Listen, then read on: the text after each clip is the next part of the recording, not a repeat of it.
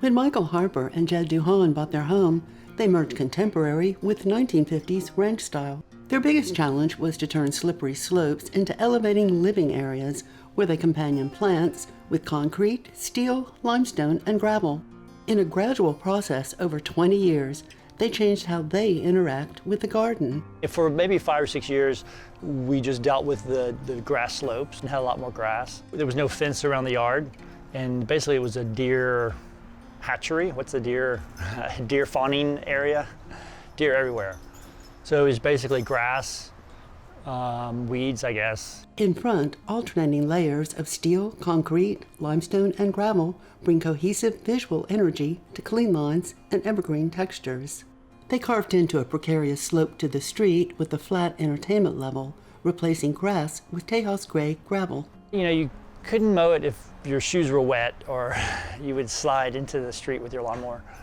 It was a little challenging. But now it's like it is a separate living room that we can go out and hang out. Since Jed's an architect, when they wanted an elevated view, he designed an upper deck off the kitchen. I wanted a little planting space that I could just walk out the kitchen and, doodle. Heading around to the back, a pea gravel path infiltrates rainwater.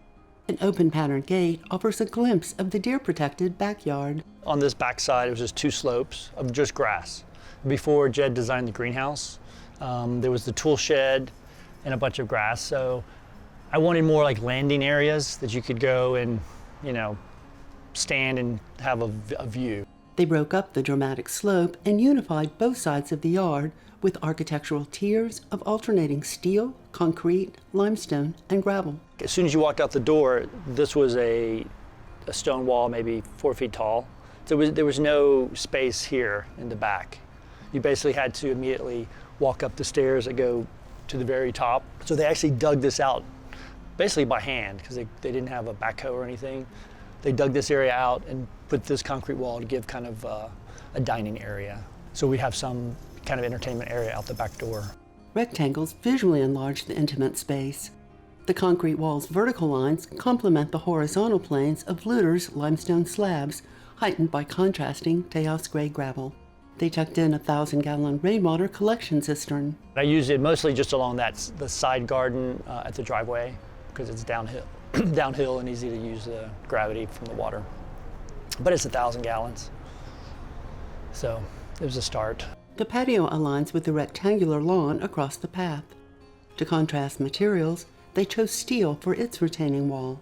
One of their 2 children delightfully embellished it with artistic paint splashes. Steel plate planters bank the next level, where Michael softens the transition with plants and contrasting gazing balls.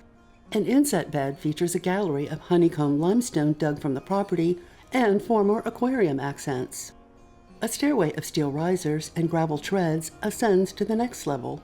Their children stepped up to creative memories one Father's Day. It's pretty sturdy. It's like a thick concrete step. Right behind here is just a gravel area we did have a playscape when the kids were younger, with the slide and the little rock wall. But now we just have the one swing on the tree. The next level up was initially my attempt at vegetable gardening, but that tree kept getting bigger and shading the planters. And so then I said, well, I need a pond, because everyone needs a pond. So a pond, and then everyone needs water lilies. Well, they're very reproductive, and that's like a job in itself, if you choose to let it be.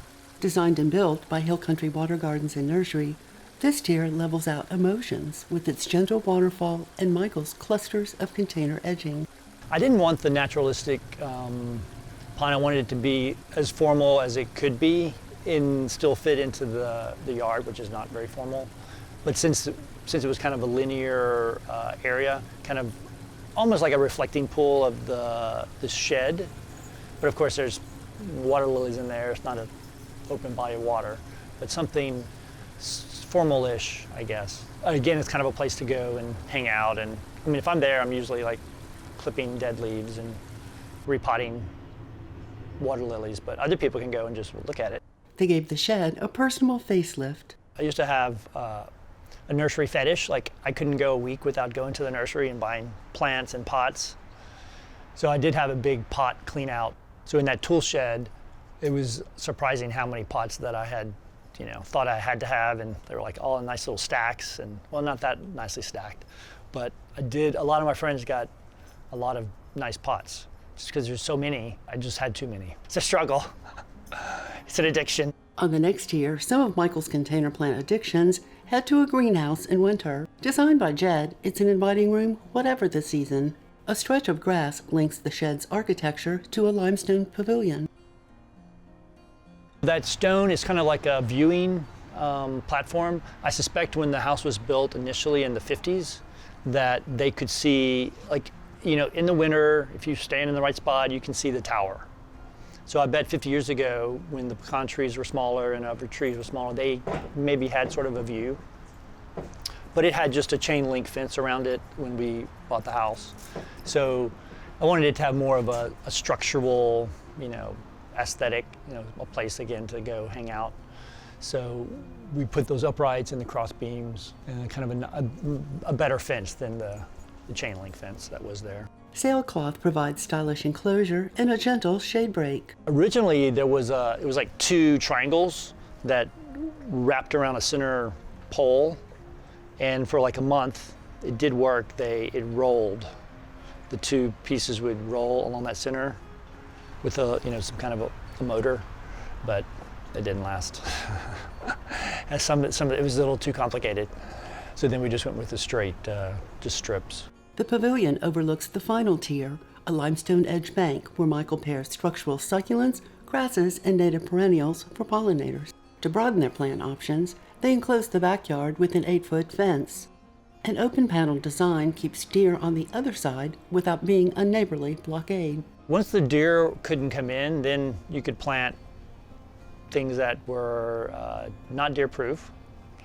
So I have some irises over here that'll come up, every year.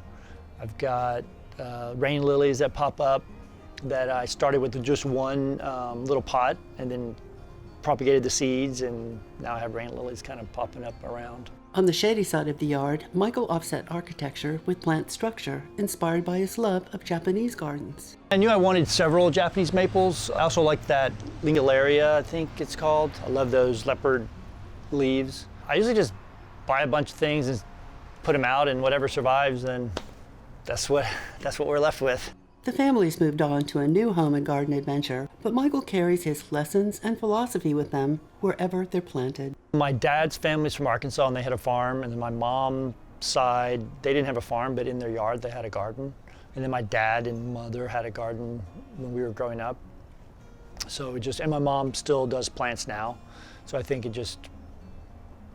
familial, just part of my genetics, I guess. This is the first house we've owned, but before this, I had a few pot plants, but I didn't really think about the yard much. But once we moved here, I'm like, I can, make it like a hobby. It's therapeutic. There's always a project.